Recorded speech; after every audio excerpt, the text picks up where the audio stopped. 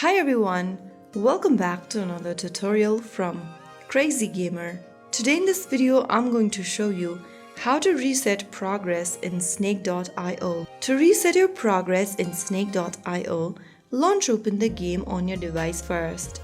Now, from the home page, click on the gear button at the top left corner. Now from the settings menu, go to the bottom right and look for reset progress. Tap on it and then in the pop-up, type in delete. After typing in delete, click on confirm to complete the action.